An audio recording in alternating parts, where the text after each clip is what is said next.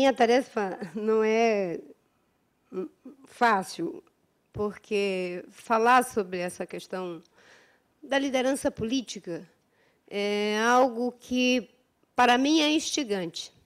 Todavia, a política perdeu um pouco o senso e, enfim, a função que, como ela é percebida e vista na filosofia, né, que é a arte de realizar o bem comum. E, quando a gente vê os exemplos do que está acontecendo no Brasil, mas também em várias regiões do mundo, tudo que se percebe na política não tem nada a ver com esse desafio do bem comum. Mas é para isso que a política existe. A filosofia a define como a arte, é um dos ramos da filosofia que a define como a arte de realizar o bem comum.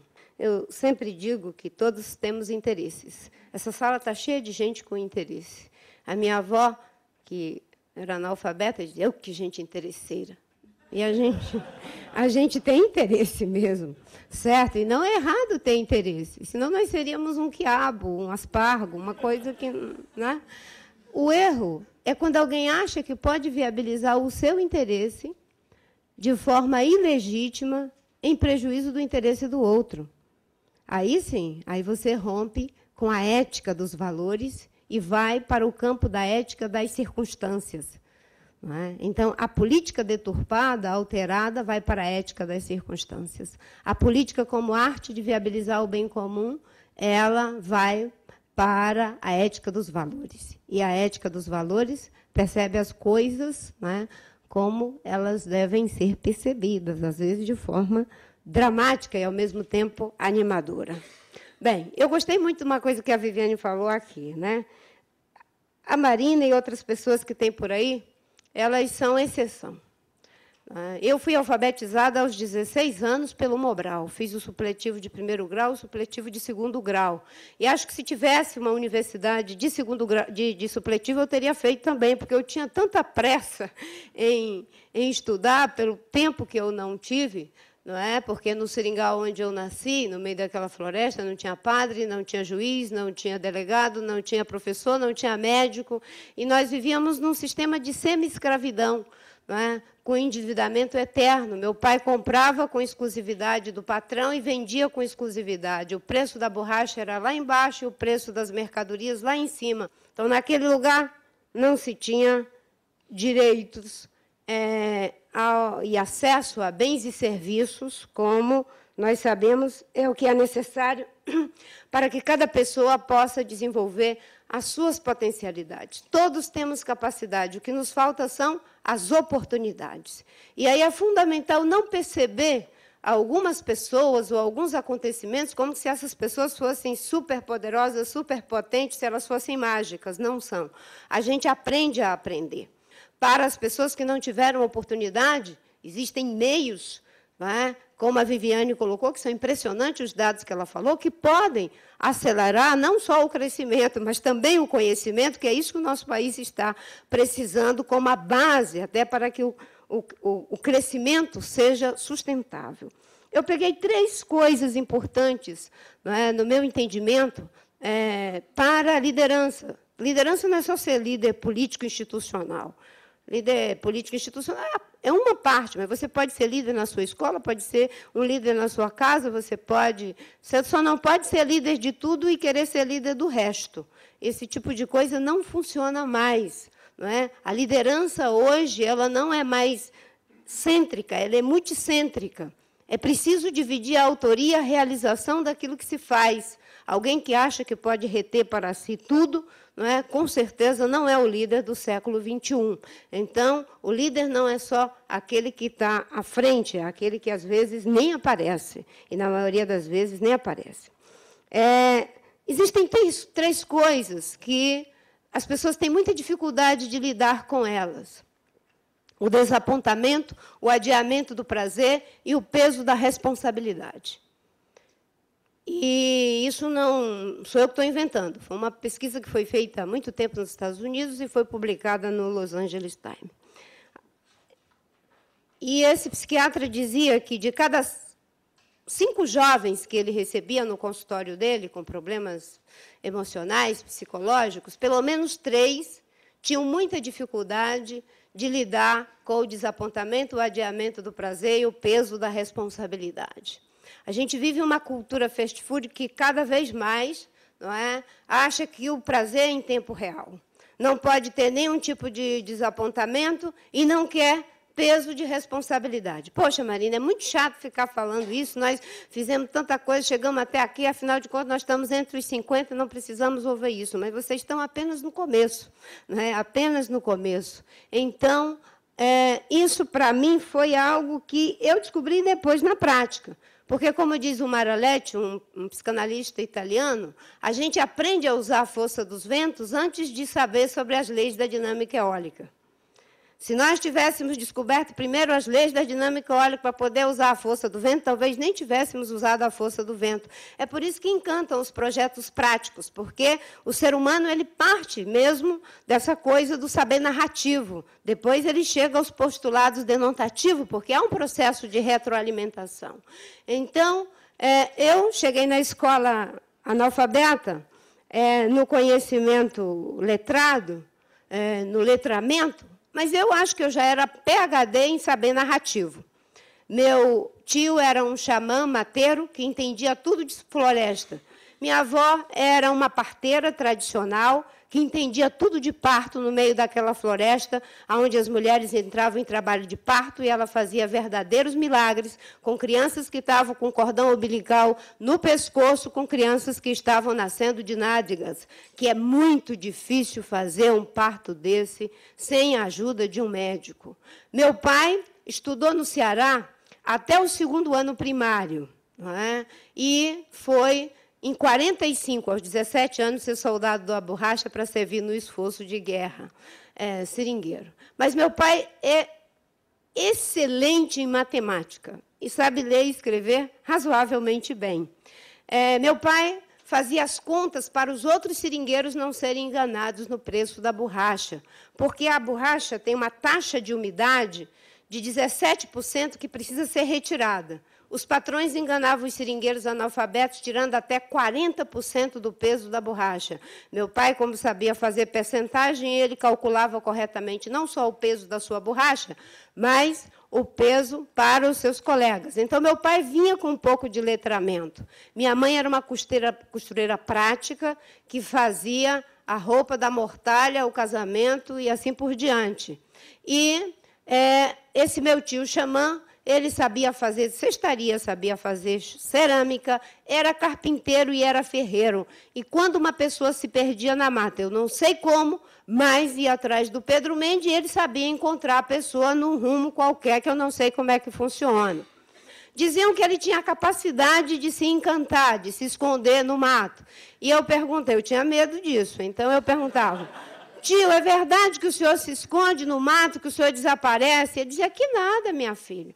É porque eu andei mais depressa e aí eles me perderam de vista. Eu disse, não, tio, mas um dia desse eles disseram que o senhor ficou para trás e aí, quando olharam para trás, o senhor tinha desaparecido. Que nada, minha filha, que eu andei mais devagar, eles pensam que eu desapareço. Ou seja, se ele desapareceu ou não, ele sabia lidar com a minha incapacidade de lidar com aquilo e ficou como um mistério dentro de mim. O mistério é altamente importante para aqueles que querem aprender a fazer metáfora. Se você quer ser um líder, aprenda a fazer metáfora. Por que foram tão importantes aqui os 2 testemunhos que fizemos? Porque as pessoas trouxeram metáforas. Quando você é capaz de comparar uma coisa com a outra, aquilo nos choca. Quer ver uma coisa que nos chocou? A Vale do Rio Doce perdendo o seu minério em 50%. Todo, meu Deus, isso é um prejuízo de não sei quantos bilhões. E quantos trilhões nós não estamos perdendo em inteligência. Uma metáfora. Aprendi a fazer muita metáfora com esse povo. Mas aprendi, eu acho que, de alguma forma, a lidar com essa coisa do desapontamento, o adiamento do prazer e o peso da responsabilidade. Não é? E a primeira coisa que me levou ao desapontamento. Eu queria ser freira. Minha avó era católica, praticante, e analfabeta, veio do Ceará. E ela falava que existiam padres e freiras e que eu me apaixonei, ela me ensinou os rudimentos do cristianismo no catecismo que ela trouxe, com ilustração da Capela Sistina, Da Vinci, Michelangelo, tudo ali na minha frente, maravilhoso, né, em papel couché, dentro de um saquinho de plástico, que era a coisa mais preciosa que ela tinha. Não é? E não tinha uma palavra, que era um catecismo para analfabetos. E minha avó me ensinou os rudimentos do cristianismo, do Gênesis ao Apocalipse, naquele catecismo, só com as ilustrações, sem nenhuma palavra escrita. Essa minha avó era muito inteligente. Ela era capaz de aprender um folheto de literatura de cordel em 2 vezes que o meu pai lia. Então, ela não só cantava para mim, como faziam os nordestinos na viola, na Feira de Santana, ou no Ceará, mas ela interpretava. Quando era o cantador, quando era, por exemplo, o Zé Pretinho, o Cego Aderaldo, fazia a voz de Cego Aderaldo, depois ela fazia a voz de Zé Pretinho, certo? E eu achava que eu estava diante de 2 cantadores, porque ela ainda mudava de posição. Então, eu fui uma criança altamente estimulada na minha infância. Quando eu cheguei na escola, eu aprendi com uma metáfora. Né? Entrei na escola, a professora estava ensinando banana. Isso em setembro, porque a aula tinha começado em fevereiro, e eu era analfabeta. Mas ela estava ensinando os fonemas. Eu pensei, meu Deus, o que é isso? Né? Mas ela começou a soletrar lá a banana. E eu gosto muito de banana. Aí eu pensei, eu sabia matemática que tinha aprendido com meu pai. Sabia matemática, não sabia a hora de relógio, nem ler, nem escrever. Mas, quando eu vi aquilo, eu digo, é assim? Ela ensina o som das letras, depois soma o som das letras. E isso formam as palavras. Então, eu vou aprender as letras, vou aprender o som das letras e vou formar as palavras. Fui para casa determinada a aprender as letras, o som das letras e somar tudo aquilo e formar palavras. Quando foi no outro dia, eu já sabia ler. Porque eu fiquei que nem uma doida com meu primo. E aqui, A, e B mais A, e B. Eu só não sabia quando tinha Y, CH, SH, isso confundia um pouco a cabeça. Mas o resto dava para ler. Aquilo que foi uma base lá atrás serviu como estrutura prévia. Depois, o Piaget nos ensina que nós temos que utilizar os conhecimentos prévios como a estrutura sobre a qual nós vamos realizar o processo de ensino-aprendizagem. Isso é válido para o processo de alfabetização, é válido para uma empresa e é válido para a política ou qualquer lugar da realidade da vida. Então, o desapontamento qual foi? Eu dizia, vovó, eu quero ser freira quando eu crescer. Minha filha, freira não pode ser analfabeta. Mas que coisa. A pessoa não é analfabeta porque quer. É uma injustiça desgraçada. E Deus não quer que você sirva porque você é analfabeto. Não é? Que injustiça. Um desapontamento. Obviamente. Isso eu estou metaforizando agora para contar para vocês. Na época foi terrível. Mas aquilo que era um impeditivo passou a ser um desafio. Como é que eu faço para vencer essa história de analfabetismo? Ou seja, não tem pensamento mágico, tem investimento, tem envolvimento, tem uma energia, tem a busca da superação para que você consiga superar os limites que você está enfrentando. O adiamento do prazer. Não é? Então, o desapontamento foi uma coisa assim. Mas eu encarei aquilo como um desafio. E fiquei com aquilo na cabeça. Eu tenho que estudar. Enfim, eu fui para a cidade estudar e cuidar da saúde. E a primeira coisa que eu procurei foi um hospital, depois uma escola e um convento de freira. Tudo na ordem. Se eu morresse, não tinha como estudar. E depois, se não fosse alfabetizada, não tinha como ir para o convento. Eu fiz numa ordem e consegui, graças a Deus, as 3 coisas. Então, o desapontamento, às vezes, pode nos frustrar de algumas coisas, porque a gente acha que a gente só pode optar. A gente pode muito mais do que optar, a gente pode escolher. E, na escolha, você pode escolher o que não existe. E o que não existe, você pode criar. Porque, se as pessoas tivessem continuado optando, com certeza, nós não teríamos aquela escola que o Vicente acabou de mencionar. Nós não teríamos mudanças na escala do processo de aprendizagem que a Viviane acabou de nos mostrar. Porque escolheram criar o que não existe. E é perfeitamente poder criar o que não existe. Escolher não é cômodo. Optar é muito cômodo. Eu tenho 2 realidades, eu escolho a que é melhor para mim. Mas isso não me leva à autoria de pensamento. ter autoria de pensamento, é a capacidade de fazer escolhas. E fazer escolhas é, às vezes, escolher o que não existe. Quer um exemplo? Seu pai é advogado, sua mãe é médica. Um consultório maravilhoso, uma banca de advocacia maravilhosa. E o menino inventa que ele quer ser mesmo geógrafo, quer ser geólogo, quer ser alguma coisa que não existe, um know-how na família, um patrimônio. Ele escolheu o que não existe. Isso é autoria de pensamento. Agora, você vai ter que fazer o investimento adequado para se tornar um profissional competente. O adiamento do prazer. Depois, já isso com mais de 20 anos, eu já estava até na faculdade, fazendo a história, a graduação. Mas eu tinha que completar a renda da família. E aí, o meu ex-marido, que fomos casados durante 5 anos, ele trabalhava como vigia na Assembleia Legislativa, e, naquela época, o salário atrasava horrores. E eu ajudava costurando. Não é? Eu era costureira. Mas eu fazia as coisas com moldes, como eu tinha aprendido com a minha mãe. E eu tinha inveja dos alfaiates, porque eles faziam as medidas, e era chique, e media lá, e media cá. E eu não sabia fazer aquilo. Teve um curso de alfaiate na FUNABEM para menores carentes. E eu resolvi que eu queria fazer o curso também. Aí fui para o curso. Quando eu cheguei lá, disseram que não podia mulher, só podia homem. Aí fui barrada no curso. Eu peguei uma prancheta, fui para a janela do curso, e o professor lá e eu anotando aqui. Ele fechou a janela, só que é um galpão coberto de zinco no Acre, 37 graus de calor, assim, até 9 horas da manhã, depois vai para 40 e pouco, certo? Durou 20 minutos, ele abriu a janela, eu pá na janela, de novo. No outro dia, a mesma coisa. No terceiro dia, eu disse, tudo bem, pode entrar. Vai fazer o curso, mas não vai receber o diploma. Eu disse, quem disse que eu quero o diploma? Eu quero é aprender como é que se faz roupa tirando as medidas. Eu tinha imenso prazer em costurar, eu gostava muito de costurar.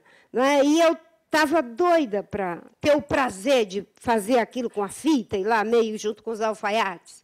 Né? Mas eu tive que adiar esse prazer por 3 dias, no meio do sol, em pé, na frente de uma sala, até matar pelo cansaço e correr o risco deles me expulsarem dali mesmo.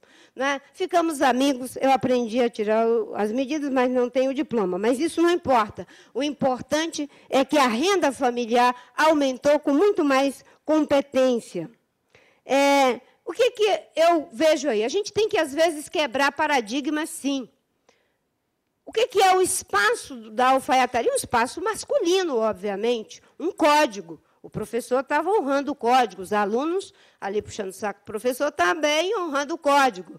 Né? Mas eu não podia honrar aquele código por uma questão de prazer e uma questão de necessidade. E que bom que existem espaço entre as coisas. O Winnicott diz que nós temos a capacidade de acreditar criando. E acreditar criando é utilizar aquilo que ele chama de espaço transicional. No espaço transicional, você tem as duas coisas que são muito concretas e você tem aqui um espaço entre. É nesse espaço entre que você é capaz de retroalimentar realidades diferentes, aprender com elas e, a partir daí, criar um terceiro, fazer a tua escolha. Né? Lidei, nessa época, com a ideia do adiamento do prazer. Eu estou puxando aqui os fios da minha história de vida, certo? Por quê? Você não tem como dizer, olha, a liderança política é assim, é assada. Eu não sei como é que é, correto? Eu ouvi um grande político dizer que a política é a arte de fazer com que as coisas que normalmente iriam acontecer, aconteceram porque você fez acontecer. Vocês entenderam o que é isso? A arte de fazer com que as coisas que já iam acontecer, aconteceram porque eu fiz acontecer. Isso é política ou é mentira, enrolação? Isso é mentira, enrolação. Certo? Não é a arte de fazer com que as coisas que já iam acontecer, aconteceram porque eu fiz acontecer. Isso é a aparência. É a arte de fazer com que aquelas coisas que dificilmente iriam acontecer, aconteceram porque eu ajudei a acontecer. Não é nem eu sozinho. Isso é política, não necessariamente partidária. E, nessa coisa do peso da responsabilidade, Isso é muito importante para um educador, para um CEO, para enfim, um jornalista, uma dona de casa, qualquer pessoa que tenha uma responsabilidade na vida. Quando eu tinha 19 anos, teve um conflito muito grave de terra na ocupação do Acre na década de 70. Aqueles seringais de regime de escravidão, enquanto os seringueiros podiam dar a sua última gota de sangue para o esforço da Segunda Guerra, estavam lá plenamente em funcionamento. Com o fim da guerra, a decadência do preço da borracha, porque tínhamos que concorrer com a Malásia, que estava produzindo borracha melhor do que nós, com os seringais de cultivo, utilizando o conhecimento, a tecnologia e a inovação, e a nossa borracha era nativa. Bem, ficaram abandonados à sua própria sorte. Na década de 70, né, o governo incentivou que fazendeiros do Sul e do Sudeste comprassem os seringais. Compraram os seringais com famílias que estavam ali há 50, 70 anos, e a solução, bota todo mundo para correr.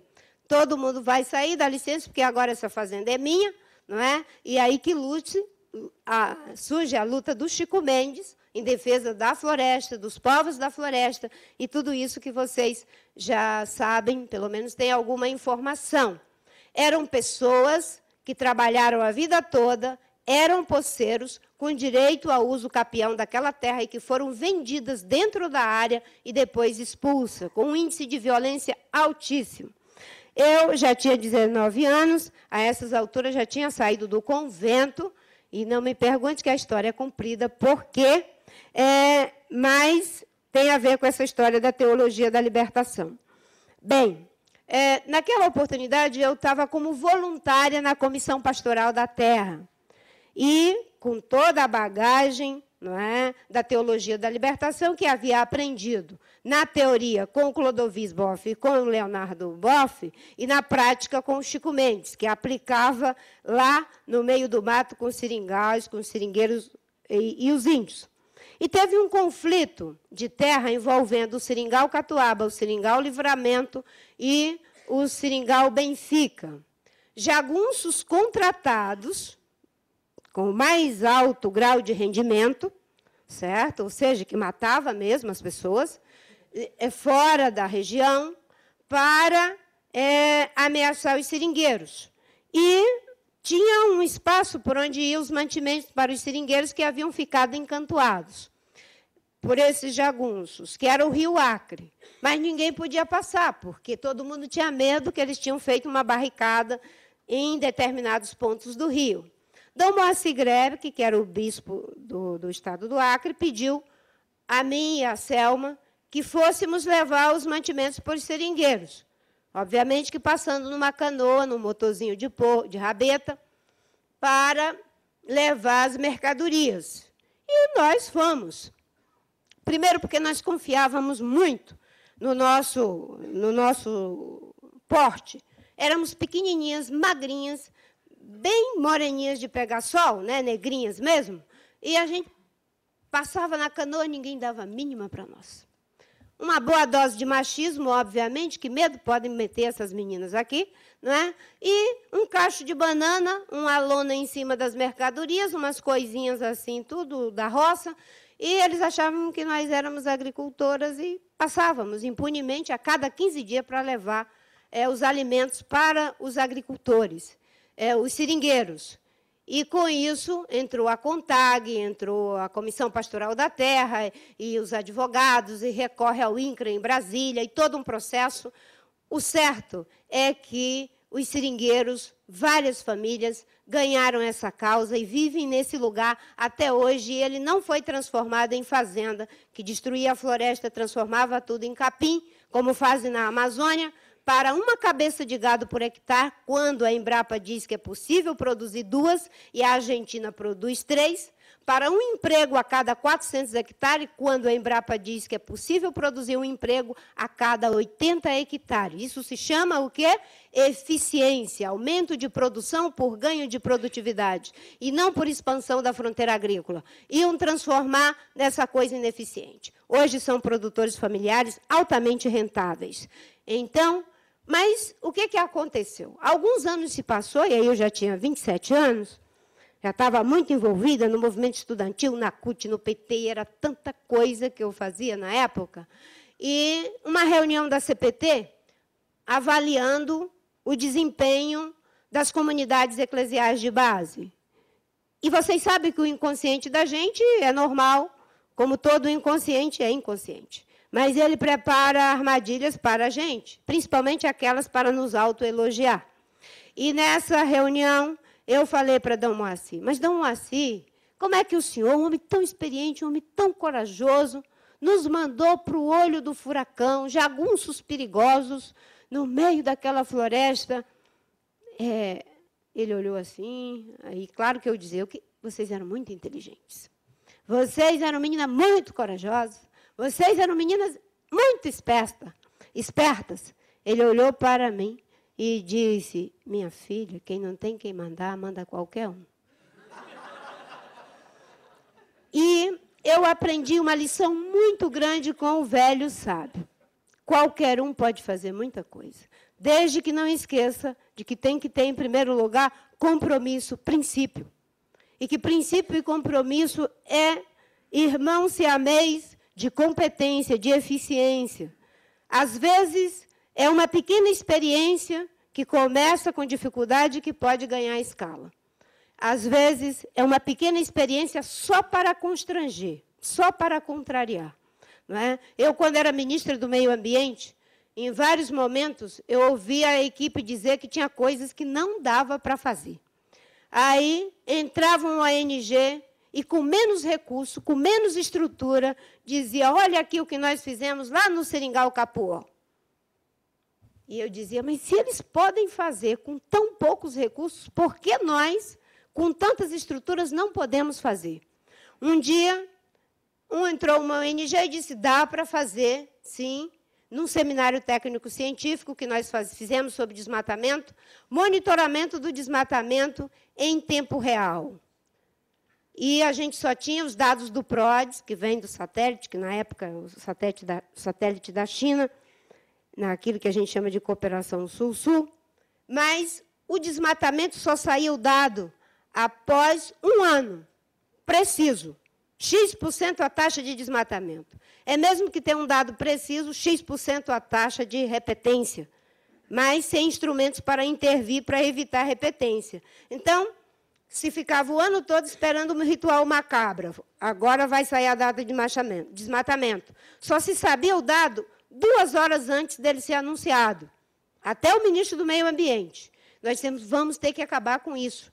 Vamos fazer um plano de combate ao desmatamento. E alguém disse, é possível ter o desmatamento em tempo real. Não vai ser tão preciso como é o dado do PRODES, mas vai servir para orientar as ações. O resultado é que nós criamos o sistema DT, detecção do desmatamento em tempo real, e colocamos aberto para a sociedade, disponível, para que fôssemos constrangidos eticamente que o desmatamento estava aumentando exatamente lá no Mato Grosso, lá em Rondão do Pará, lá na Extrema e Califórnia, em tantos outros lugares que eu poderia dizer para vocês que tínhamos o desmatamento que era responsável, né, sobretudo no Mato Grosso, por 80% do desmatamento da Amazônia.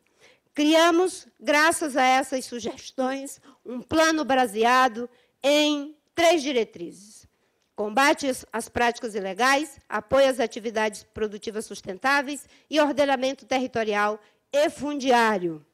Mas o que isso tem a ver com o peso da responsabilidade? Eu estou fazendo a junção agora. Com certeza, aquela experiência de enfrentar desmatadores foi fundamental na minha vida para poder fazer o que nós fizemos na frente do Ministério do Meio Ambiente. Não a Marina e a sua equipe, mas o povo brasileiro fez. Porque se naquela época defender meia dúzia de seringueiro podia custar a vida de muita gente como custou, imagine o que é descer no Mato Grosso com 480 policiais federais para fazer a maior operação de combate ao desmatamento conhecido na história do Brasil. Mas o certo é que depois de implementar o plano a partir de 2004, nós conseguimos tirar o desmatamento de 27 mil quilômetros quadrados para 18 mil em 2004. 2005. Depois, 12 mil em 2006. E o ano passado, 6 mil quilômetros quadrados. E nós podemos chegar ao desmatamento zero, porque foram criados instrumentos para o enfrentamento do desmatamento em grande escala. O que seria essa grande escala? Conseguir fazer com que a taxa de desmatamento pudesse cair de forma estrutural. Como é que ela cai de forma estrutural? Ela cai se você combate as práticas ilegais. Ela cai se você, no lugar das práticas ilegais, colocar as práticas legais. E ela cai quando você cria uma situação de legalidade em que a terra passa a ter a destinação. O que é unidade de conservação é unidade de conservação, o que é para uso sustentável é uso sustentável, e o que é para consolidação da agricultura é consolidação da agricultura.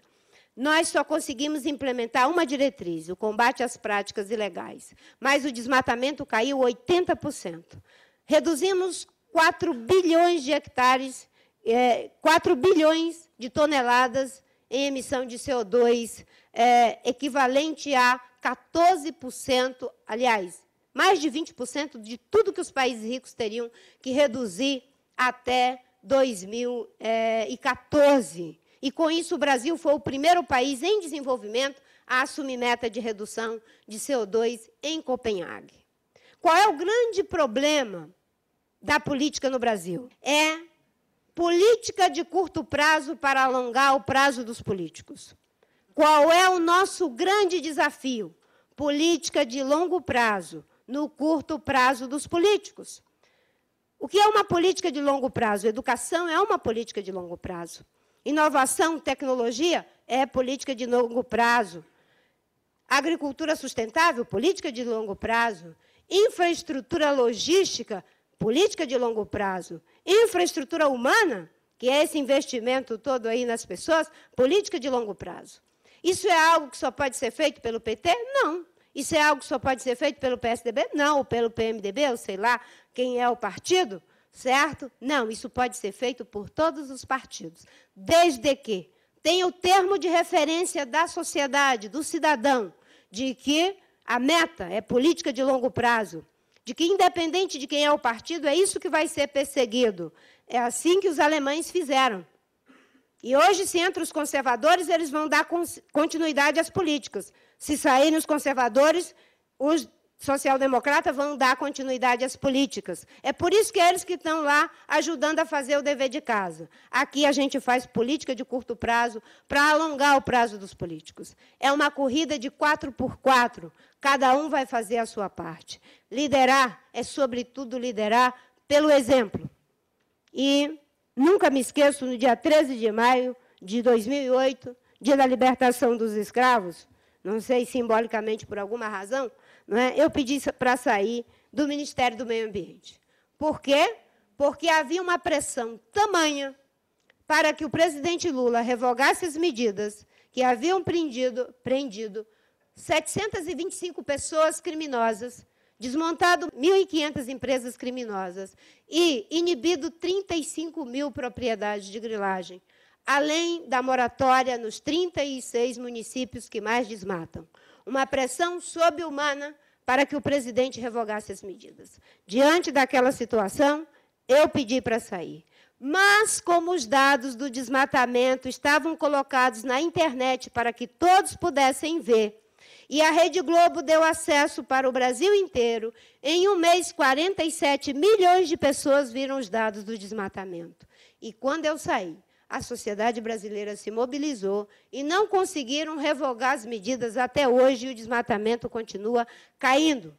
Porque, mais do que transparência, é preciso visibilidade naquilo que a gente faz. E uma coisa importante, isso não foi a Marina que fez, isso foi o povo brasileiro que fez. Foi o povo brasileiro que deu o termo de referência para o fim do desmatamento da Amazônia. E agora que estão querendo mudar o Código Florestal, e parece que já mudaram, mas, mesmo assim, 80% da população, 84% da população não quer as mudanças. Por quê?